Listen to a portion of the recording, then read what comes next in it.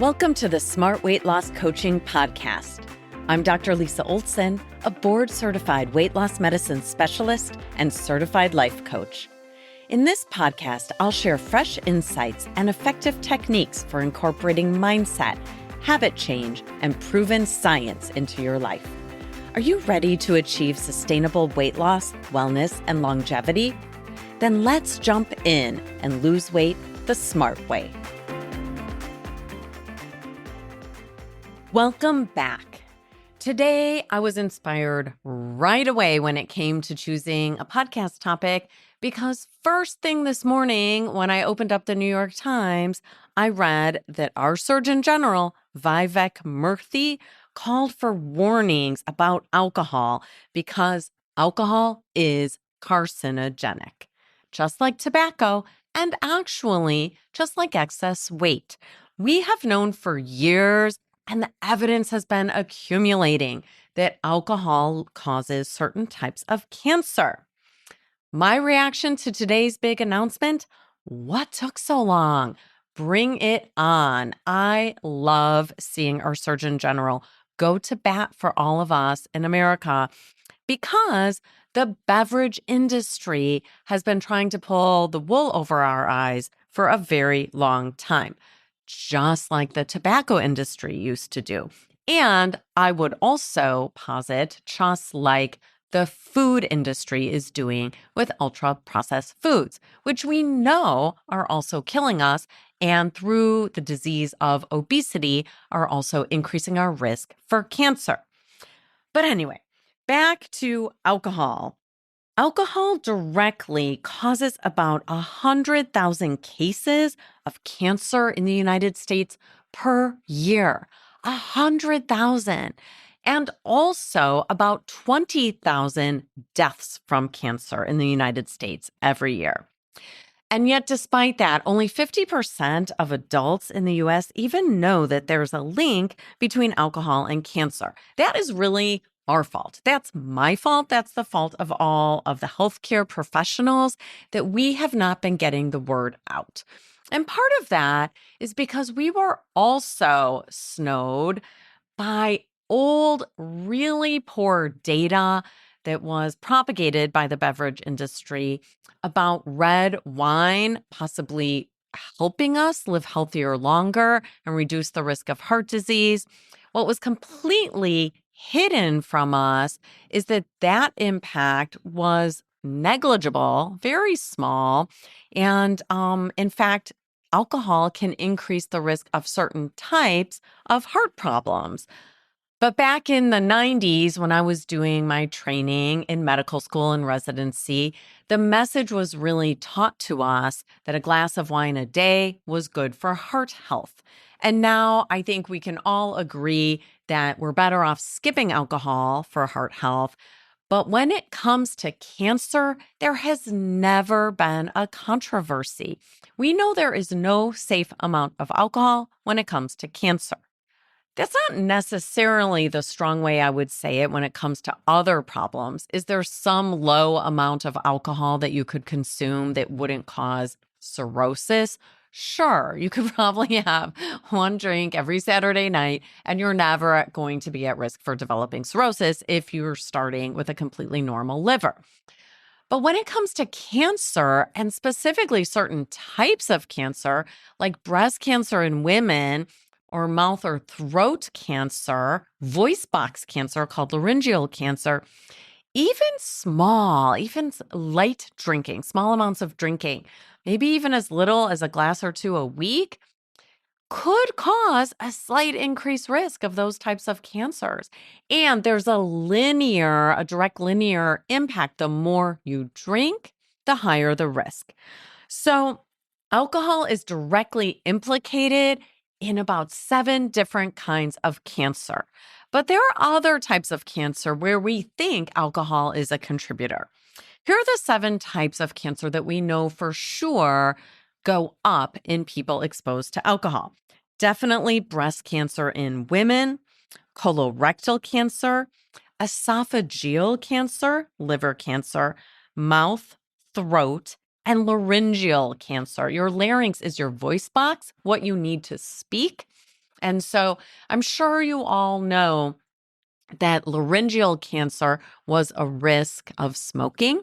People who smoked a lot could sometimes get cancer in their mouth, their tongue, their throat. That can happen with alcohol as well.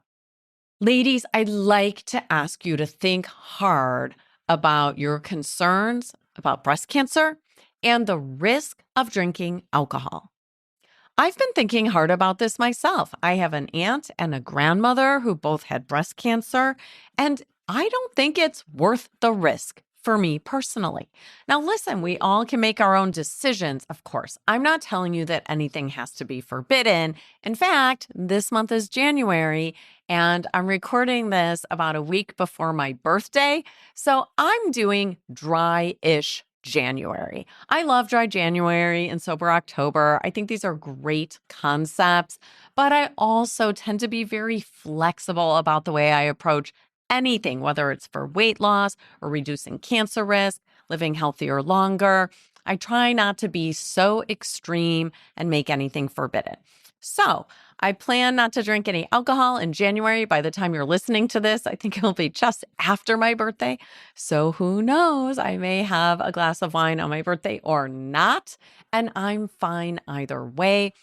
But here's something we know about dry January and sober October. When people go a month without drinking, or they attempt to go a month and they really cut back, what we see is that 6 months later, they are still drinking less than they were before they did their dry month or their sober month. So even if you don't nail it, I would recommend give it a try. And if you're concerned about the fact that January is already half over by the time you're hearing this podcast, come on. There are no dry January police telling you which day you have to start and stop. Just pick 30 days or 31 days or do dry second half of January and first half of February. Go until Valentine's Day, however you want to do it. You do you. But I would say jump in today. That might be a great NBA, which we'll circle back to at the end of today's podcast, like we always do. So, keeping in mind that alcohol consumption is the third leading preventable cause of cancer in the United States, after smoking or tobacco in general, it could be any kind of tobacco, and obesity or excess weight, I think it's time to go over some ideas for how we can help you cut back or quit. And by the way, if you're listening to this and thinking, I usually listen to the Smart Weight Loss Coaching podcast because I'm trying to lose weight and I don't drink alcohol.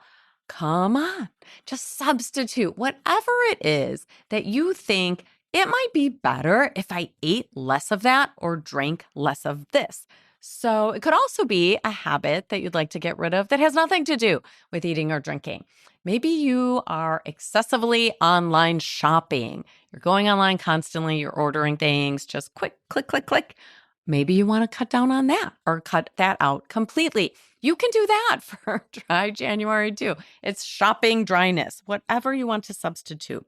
I know in my group program, my group weight loss program, Smart Weight Loss Coaching, a lot of people have chosen to cut out sweets for a month, cut out chips for a month, or ultra processed foods, candy, soda, all sorts of different things, fast food, whatever it is for you. Today, I'm just talking about alcohol because of the Surgeon General's new announcement. So I'm going to give you about 8 steps that you can take, 8 different things you can do to help yourself on this journey. In the program, we go over a lot more steps and we do a deeper dive into how to succeed with all of these. But let's just go over some quickly. Number 1, make a plan. If you don't have a plan, it's going to be hard. So first of all, decide what the parameters are. Are you completely abstaining? Are you cutting back? How long is it going to last? Is there an endpoint? Are there exceptions? Whatever you want it to be is fine. You do you. I'm doing driest January with an exception on my birthday. That works for me. And by the way, I have a maybe exception for a glass of wine with my mom on her birthday if she really wants to have one. That's a maybe. But I doubt, I might not even have either. I doubt I'll do both. So Make the plan that works for you, and then tell your fan club, tell all the people who might give you support, and ask them to check in with you, to support you, to get together with you in a way that doesn't include alcohol or is not built around alcohol.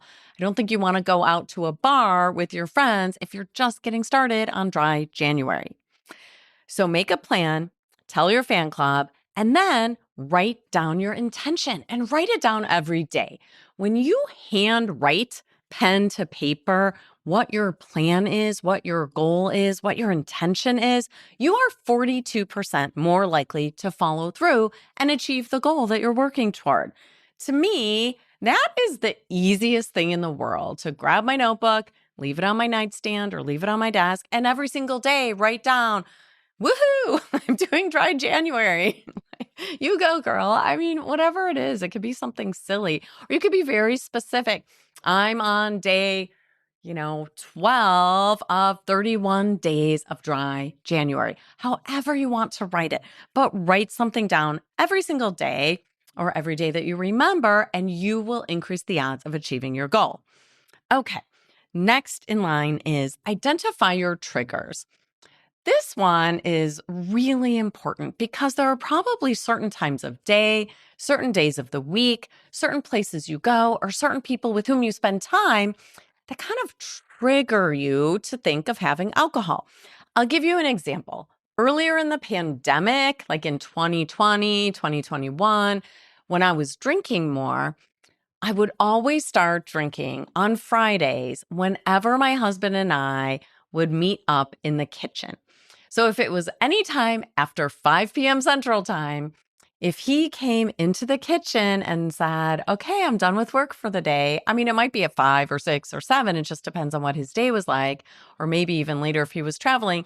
But I worked on Friday afternoons at our kitchen table. And when he would come into the kitchen to announce that he was closing up his computer for the evening, that was a trigger for me. The first thing I would do is close my computer, get up, get the wine glasses. He would go get a bottle of wine, and we would pour a drink. So noticing that that was a trigger for me, that particular time, that particular situation, I've actually found an effortless way to stop starting with a glass of wine the minute work wraps up on Friday afternoon. And that is, I've scheduled my podcast deadline on Fridays. And so I work a regular day. And then Friday, late afternoon, early evening, I'm working on my podcast. I'm reading articles. I'm brainstorming what to talk about. I'm writing it. I'm recording it. That generally takes me until about 11 p.m., sometimes later. By the time I'm done, the feeling has passed. I'm long beyond any interest in having a glass of wine. So I don't drink at all on Friday nights now. And actually, I was probably triggering my husband on Friday nights because now that I don't drink on Fridays, he doesn't drink either. So that's an example of a trigger, and also an example of a way that you can use your awareness of triggers to work around them. Okay, next is stimulus control. This means setting up your environment for your success. You want to create some friction. I love this expression, create some friction. So basically, if you have a bunch of wine or beer or alcohol sitting out in your house, you open the fridge, the first thing you see is beer on a hot summer day, or, a bottle of wine on a Friday night. When you make everything very visible and very accessible, that can trigger you to drink. If you create some barriers, that's a way to set up your environment for success. So put the glasses that you use to drink alcohol out of reach. Put the alcohol out of reach, or don't keep any in your home. Maybe you want to limit yourself to only drinking alcohol outside the home. So your first step might be getting rid of whatever you have on hand. I think we're up to step number 5 by now, and that is understand what alcohol is doing for you and help to offer yourself some alternatives. So for many of us, alcohol is a way to unwind, to relax. It's a social lubricant. It reduces our anxiety in social situations, makes us have a little more confidence, maybe. So notice what alcohol is doing for you and don't judge yourself for it, of course. And then look to see if there are other things you can do to achieve the same result. So for me, drinking wine on a Friday night or a Saturday night is definitely about unwinding. I mean, when I was younger, I didn't really drink too much when I was very young, but let's say in my 30s, it was definitely celebratory when I would get together with friends. It was very social to have wine. But now it seems to be more of an unwinding kind of feeling like, the weekend's here. Let's have a glass of wine. So, with that in mind, my goal, according to Charles Duhigg's book, The Power of Habit, which I read so many years ago, but I always remember this wonderful nugget. My goal should be to find something else that creates a feeling of, now the weekend can begin. That feeling of relaxing. And it turns out it doesn't have to be something that's inherently relaxing to everyone or to me. I can create that feeling of relaxing from whatever I want to pair up with it on a Friday night after I close my computer or on a Saturday night when my computer is closed. So let's pretend like I don't record my podcast on Friday nights and I usually still have a drink on Friday nights. If I'm looking for that experience of, okay, the weekend's starting, now I can relax, I could pair it up with anything. Let's think of something crazy. Like I could take juggling balls, and every Friday at 5 o'clock, when my husband walks into the kitchen, I could start juggling my juggling balls. And that's the sign that the weekend's beginning. If I knew how to juggle, I would try to do that because that is so weird. I think that's hilarious. So if I juggled every Friday night as soon as we're done with work, and that was the only time I did it, pretty soon I would start to associate juggling with relaxing and unwinding with the start of the weekend. See what I mean? When you pair it up over time, you always link up Friday night starting your relaxing with juggling 3 juggling balls. Over time, you start to associate those juggling balls with relaxing. Okay, so that's a little hilarious and crazy, but if you know how to juggle, you could try that one. You're welcome. All right, so anyway, you're going to find what alcohol is doing for you and substitute something else. I mean, what I do now when I'm done on Friday nights with recording my podcast, and sometimes that does happen earlier. Like tonight, I'll be done by 7:30, 8 o'clock. I'm not going to reach for a glass of wine. What I like to have on Friday nights now that I associate with the weekend is I have a glass of Pellegrino with a splash of fresh grapefruit juice and a slice of lime. I only have that on Friday nights or Saturday nights. No other night during the week. I don't drink that during the day. I just drink plain water or coffee in the morning. So that is my Friday night and Saturday night relaxation drink. I've come to associate that drink with relaxing, unwinding, hanging out with my husband or with friends. So you can create your own association. Okay, next, track your progress. You've heard me say it before. I won't go into detail this time, but you're never too old for a sticker chart. But if you don't want to make yourself a sticker chart, just track it in your notebook. Wherever you're writing down your goal or your intention every day, go ahead and write something there. I have been tracking my alcohol since, I don't know when, for a long time. Let's say maybe for 5 years now. And nothing gives me more pleasure than just writing in capital letters, zero, Z-E-R-O, and then I circle it. I love to do that. And then at the end of every month, I count up how many days I have with zero, and then I pat myself on the back. That's my version of a grown-up sticker chart. Okay. And then number 7, you have to practice sitting with the desire for a drink when it comes up, or again, fill in the blank, whatever you're working on. Sweets, chocolate, fast food, online shopping, whatever it is. That desire is going to bubble up for you. I mean, it does for me. Sometimes I want a glass of wine and it's a random Thursday. I didn't plan for it. and I don't want to have it, but at the same time, I do. I feel the desire creep up. I'm interested. I would like that. So that's when we practice sitting with an urge without resisting it, without saying, I can't, I shouldn't, I'm not allowed. Just let yourself feel the emotions that come up. I usually find that I feel kind of frustrated or annoyed when I'm trying to sit with desire without acting on it.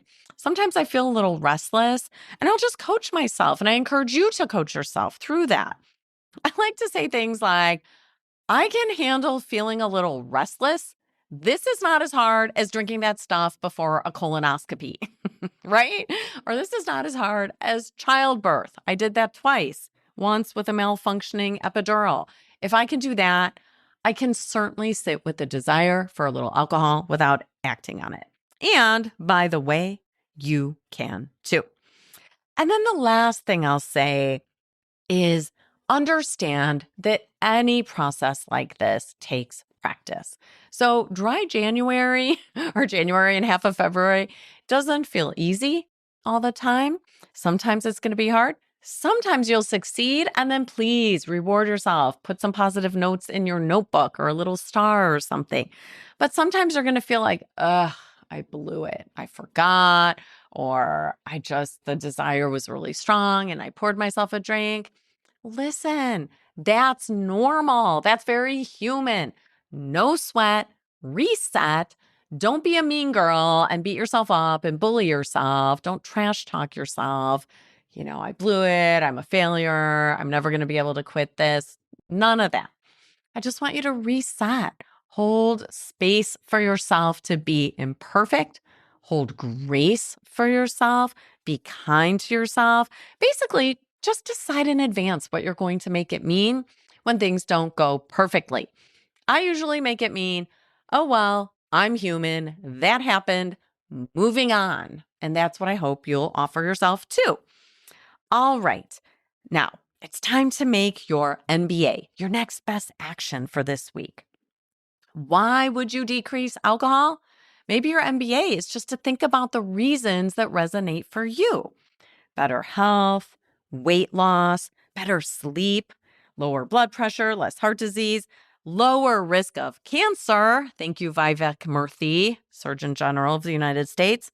How about saving money? Maybe that's a big motivator for you. Most people who quit drinking, even if it's just for a month, notice an improvement in their finances from it. I mean, if you're drinking regularly at all, you probably will. So as part of your MBA, your next best action, I'd like you to think through and write in your notebook why you are inspired or motivated or interested in trying dry or dry-ish January. And you might have some other MBA. Maybe you have a different ambition related to this. Whatever it is, you do you. I hope you will share this with someone that you love, someone that you care about, and someone that you don't want to get cancer. Okay, this is really a public service announcement.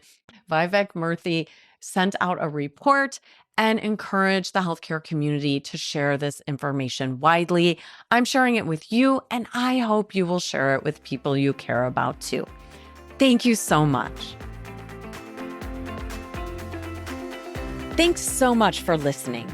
If you'd like more support during your smart weight loss journey, check out our group coaching program at smartweightlosscoaching.com. Until next time, stay well and stay smart.